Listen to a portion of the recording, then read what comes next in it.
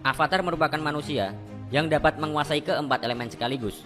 Mereka sudah ada sejak ribuan tahun yang lalu, dan hanya ada seorang avatar saja dalam satu era. Berbicara mengenai avatar, maka tidak luput dari yang namanya siklus avatar. Siklus avatar merupakan proses reinkarnasi dari avatar sebelumnya ke avatar berikutnya. Ketika seorang avatar meninggal, maka avatar berikutnya akan lahir dari negara atau suku yang berbeda dari avatar sebelumnya. Misalnya, avatar Kuruk adalah avatar dari suku air. Ketika avatar Kuruk meninggal, maka lahirlah avatar Kyoshi dari kerajaan bumi, diikuti oleh avatar Roku dari negara api, dan avatar Aang dari pengembara udara. Namun, apakah kalian tahu siapakah avatar pertama kali, dan bagaimanakah sejarah terbentuknya avatar? Untuk itu, mari kita simak kisah singkat dari sang avatar pertama berikut ini.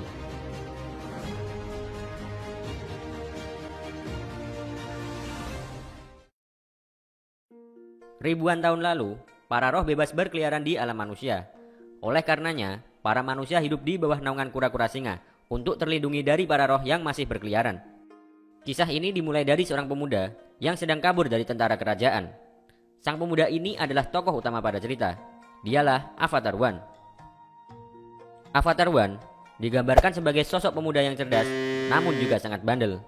Ia seringkali terlibat keributan dengan para tentara kerajaan karena aksi nekatnya mencuri makanan dari istana. One mencuri makanan untuk kepentingan kelompoknya. Ia selalu membagi hasil curiannya kepada dua rekan yang tinggal bersamanya. Mereka adalah Yao dan Jaya. Yao dan Jaya sebenarnya sangat senang ketika One memberi makanan enak dari istana. Namun di sisi lain, mereka khawatir jika One terus melakukan pencurian. Karena jika One sampai tertangkap, maka sang raja akan membuangnya ke alam liar, dan itu sangat berbahaya. Di luar perlindungan dari kura-kura singa, manusia akan mendapat serangan dari para roh. Bahkan roh-roh di alam liar dapat membuat wujud manusia menjadi seperti monster, persis seperti apa yang telah dialami oleh Yao.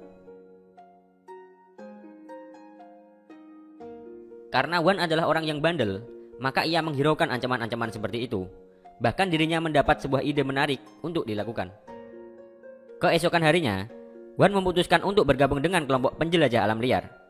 Kelompok ini menjelajah alam liar berhari-hari demi mendapat sebuah hasil buruan yang nantinya bisa dibawa pulang. Sebelum melakukan perjalanan, mereka selalu meminta kekuatan pada sang kura-kura singa sebagai pertahanan diri dari roh-roh yang berkeliaran di alam liar. Hingga pada akhirnya, kekuatan itu akan dikembalikan lagi ketika mereka kembali dari perjalanan. Di saat perjalanan, One merasa ketakutan dan meminta untuk kembali pulang. Melihat sikap penakut dari One itu, pimpinan kelompok sangat marah. Ia memaki-maki One serta menyuruhnya untuk pulang kembali dan mengembalikan kekuatan apinya kepada kura-kura singa. Bukannya merasa terhina, One malah bahagia ketika dirinya diperintahkan untuk pulang. Karena tujuan utama One bergabung dengan kelompok penjelajah tak lain hanyalah untuk mendapat kekuatan dari kura-kura singa.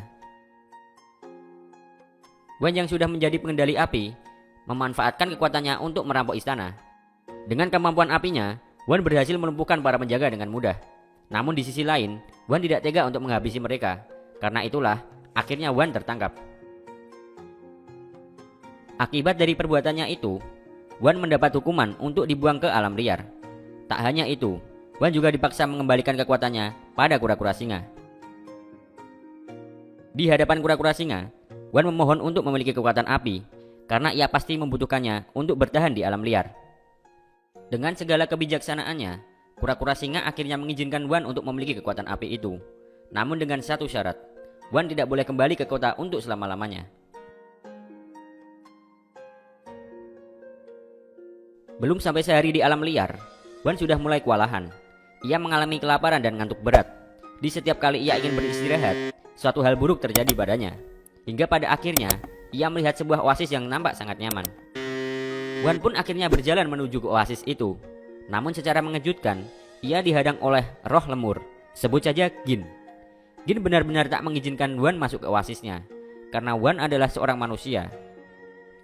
Agar diizinkan masuk ke oasis, One akhirnya mengiba pada Gin dan menceritakan jika ia telah diusir dari naungan kura-kura singa. Gin tetap saja tidak menerimanya, namun salah satu roh memberi saran kepada One untuk pergi ke kura-kura singa lainnya. One pun seketika terkejut. Ia tidak menyangka jika masih ada kura-kura singa yang lain. One memutuskan untuk menemukan kura-kura singa yang lain. Namun saat dalam perjalanan, ia melihat seekor rusa kucing yang telah terperangkap oleh para penjelajah alam liar. Tanpa pikir panjang, Wan menyerang para penjelajah untuk menyelamatkan rusa kucing itu. Wan akhirnya terlibat kejar-kejaran dengan para penjelajah. Namun karena Wan sudah mulai hafal dengan tempat itu, ia membuat kelompok penjelajah gugur satu persatu, hingga menyisakan 2 orang saja yang masih mengejarnya.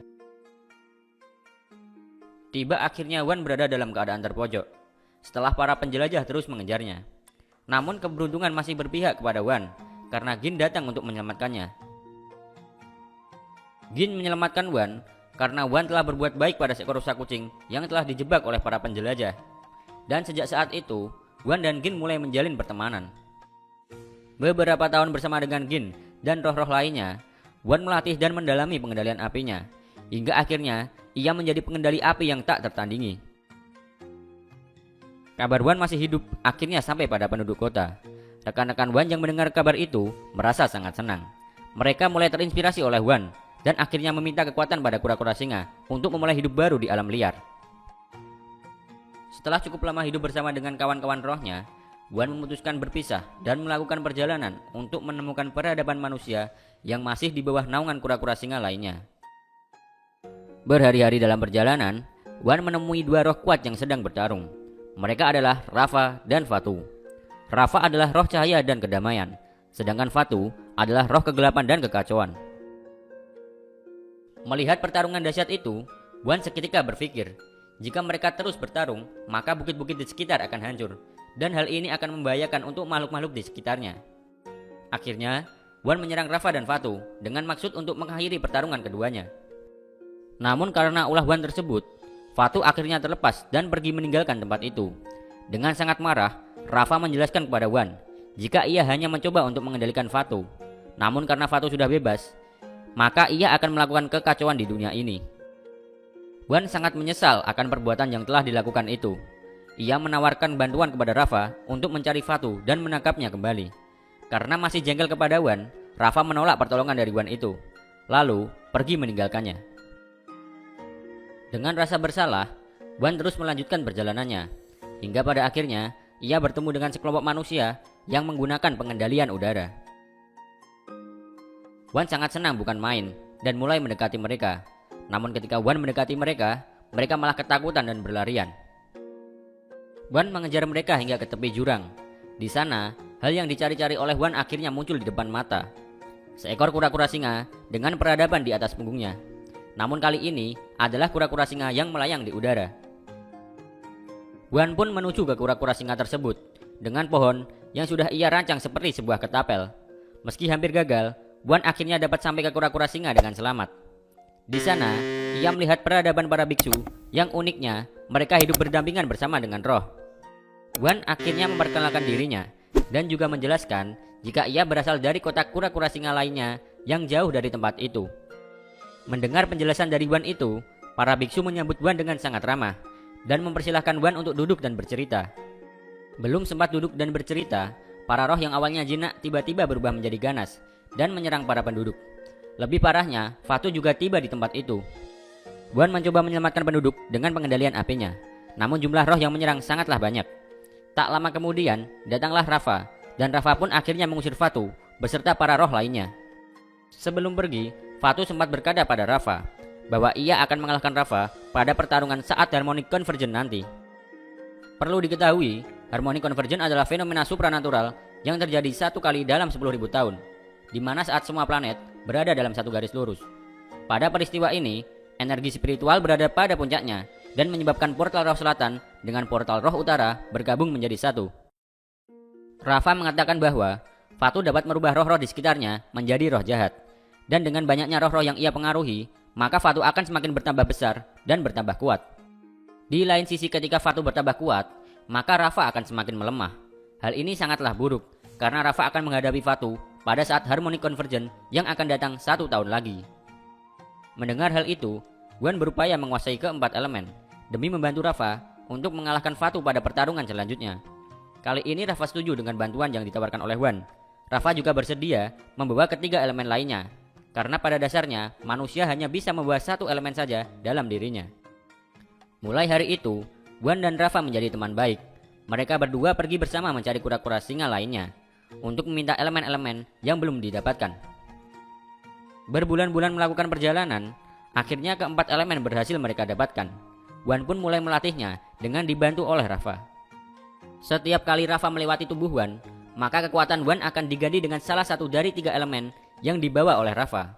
Dan jika Rafa masuk ke dalam tubuh Wan, maka Wan akan bisa menggunakan keempat elemen secara bersamaan. Namun hal yang satu ini sangat beresiko. Bahkan jika Rafa terlalu lama berada di tubuh Wan, maka bisa menyebabkan kematian. Suatu hari saat melakukan latihan, Wan dan Rafa mencium bau asap. Mereka lantas pergi ke sumber asap itu dan mendapati ada sekelompok manusia yang sedang membakar pohon dengan pengendalian api. Tanpa pikir panjang, Wan dan Rafa mendekati sekelompok manusia itu. Dan dengan mengejutkan, ternyata pimpinan dari kelompok tersebut adalah Jaya, teman lamanya. Wan sangat senang karena ia bisa bertemu kembali dengan teman lamanya. Jaya lantas bercerita kepada Wan bahwa Wan telah menginspirasi dirinya untuk memulai hidup baru di alam liar. Namun sayang, saat dalam perjalanan, Jaya kehilangan banyak orang, termasuk Yao. Tiba-tiba sekelompok roh yang dipimpin oleh Jin datang ke tempat itu. Mereka menyuruh para manusia untuk keluar dari hutan dan menghentikan penebangan pohon. Kelompok manusia tentu saja tidak mau untuk meninggalkan hutan. Mereka bersikeras memiliki hak untuk membangun pemukiman di tempat itu. Tak lama kemudian, Fatu tiba di tempat itu dan mengubah Jin beserta kawan-kawannya menjadi roh jahat. Karena telah diubah menjadi roh jahat, Jin memerintahkan kelompoknya untuk menyerang kelompok manusia. Wan dan Rafa akhirnya bergabung untuk menghentikan pertikaian itu. Wan yang sudah bergabung dengan Rafa mengendalikan keempat elemen sekaligus, yang membuat kedua kubu merasa terkejut. Namun aksi Wan itu tak berjalan lama. Tubuhnya merasa gemetar dan mulai kacau, hingga akhirnya ia jatuh pingsan. Di saat Wan bangun dari pingsannya, ia melihat keadaan sekitar sangat kacau dan hancur lebur. Kemudian Fatu muncul di hadapannya dan mengatakan bahwa teman-teman manusianya sudah mati. Lalu Fatu pun pergi. Keadaan semakin sulit karena Rafa semakin melemah dan menjadi semakin kecil. Wan dengan tekad kuatnya membawa Rafa menuju portal roh selatan untuk melakukan pertarungan puncak melawan Fatu di dalam dunia roh. Sesampainya di sana, Wan dan Rafa sudah disambut oleh Fatu yang sudah menjadi semakin kuat dan sangat besar. Wan dan Rafa bergabung untuk mengalahkan Fatu, namun tetap saja Wan masih sangat kewalahan dalam menghadapi Fatu. Wan mulai merasa gemetar, tak kuat menahan Rafa yang berada di dalam tubuhnya. Namun ia tetap memaksakan diri. Wan memerintahkan Rafa agar tetap di dalam tubuhnya untuk mengakhiri semuanya. Tekad kuat dan jerih payah Wan akhirnya dipatahkan oleh Fatu. Fatu membuat Wan tidak berdaya dan memojokkannya di dekat salah satu portal roh. Tak lama kemudian, momen yang dinantikan oleh Fatu selama ribuan tahun akhirnya tiba. Harmoni konvergen benar-benar terjadi dan membuat kedua portal roh bergabung menjadi satu. Pada saat itu juga, Wan mengarahkan tangannya dan menyentuh energi yang terpancar dari portal roh. Secara tidak sengaja, Wan dan Rafa akhirnya terikat untuk selama-lamanya dan jadilah seorang avatar. Wan menjadi semakin kuat dan berhasil mengalahkan Fatu. Ia akhirnya menyegel Fatu ke dalam sebuah pohon raksasa untuk selama-lamanya. Wan juga menutup portal roh agar manusia dan roh hidup secara terpisah. Dan ia juga memutuskan untuk menjadi jembatan antara dunia roh dengan dunia manusia. Sejak saat itu, dunia mulai memasuki babak baru. Zaman kura-kura singa melindungi manusia telah usai, dan mereka tidak akan lagi memberi kekuatan elemen kepada para manusia. Bahkan setelah Fatu sudah dalam belenggu, kegelapan tetap menyelimuti kehidupan manusia. Sifat serakah manusia menyebabkan kekacauan dan peperangan terjadi di mana-mana. Wan yang sudah menua akhirnya mati dalam peperangan. Meskipun Wan telah mati, harapan akan terus ada, karena Rafa akan terus terikat dengan Wan untuk selama-lamanya. Terima kasih telah mendengarkan dan menyaksikan cerita ini. Jangan lupa untuk mendengarkan ulasan seputar film dan kisah-kisah fiksi menarik dari Ceritain Channel berikutnya. Sampai jumpa.